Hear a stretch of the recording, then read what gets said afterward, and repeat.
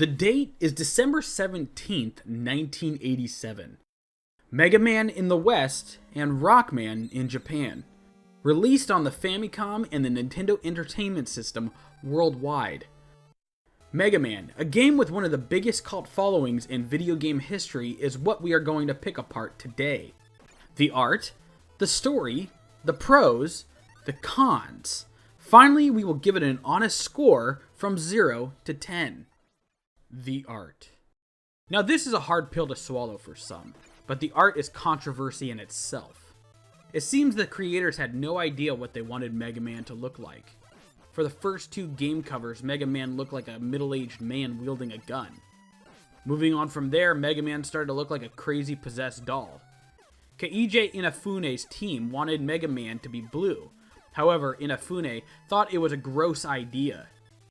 The team explained that the blue color palette was much larger than other colors, allowing the team to make Mega Man more descriptive in design. Because of this, we will forever know Mega Man as the blue hero in the video game industry. Mega Man was heavily inspired by another robotic character that even some of us grew up with in the West. That character is Astro Boy. The reason for this is because Capcom once held the license for Astro Boy. When they lost it, they wanted to create their own version. Thus, Mega Man was created. Not all of the character art design was created in Japan. Almost all of it was created in Japan, except for two.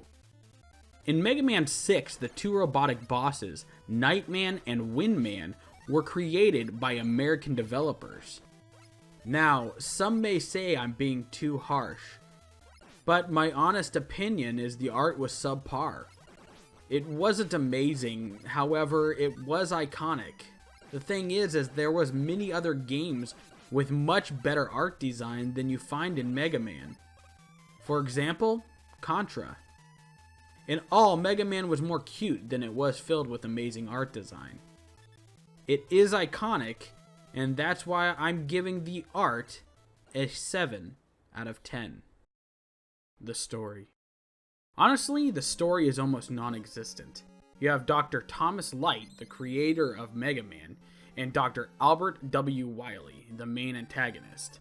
Dr. Light created Mega Man as a lab assistant who later became the hero fighting Dr. Wily's evil robots. That's basically the entire story in a nutshell. There isn't much to it, and honestly, it's not amazing. That being said, I'm going to give the story a 6 out of 10. The design. As stated before, Mega Man takes heavy inspiration from Astro Boy. Even the story has some similar undertones of the same story arc. Two of the main goals for Mega Man were to create a game where all the stages could be cleared in an hour, and to make something that players wanted to come back to again and again. The layout of the enemies would increase or decrease the difficulty of a given area. Changing enemy attacks wasn't a priority. A matter of fact, you can learn the patterns pretty easily. As well as almost all small enemies would use the same attacks throughout the level. So the design seems to be more in depth than the story. It has its reasons, and it's a well-designed game. The music is iconic, and the gameplay itself is iconic as well. Mega Man isn't an easy game for a lot of people. There are no save points throughout the game. The use of codes to track your progress was not invented yet. So, with everything added up, I'm going to give the design an 8 out of 10. The conclusion. So, that basically sums up Mega Man. The game is pretty good, and it's deeply ingrained in our memories as we get older, because it's a staple. Mega Man has made some changes over the years, but it's always returned to its roots. It is a fun game to play if you want something to do. But in the grand scheme of other games during its time, it wasn't the most amazing. Its use of platforming and action made it unique, and that's why we know Mega Man to this day. At the end, Mega Man is an icon in the video game industry, and I can say it deserves a higher score for some people. But in my opinion, I am going to give the final score, with everything added up, a 7 out of 10. Thank you so much again for stopping by 123 Geek, and that was 123 Geeks Review Rewind. Don't forget to like, subscribe, and hit the bell icon.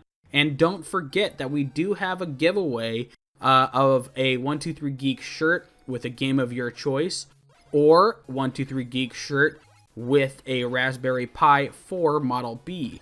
Please comment down below with any information of a game that you would like to hear or see be reviewed. And once again, thank you so much for stopping by 123 Geek. Have a fantastic week.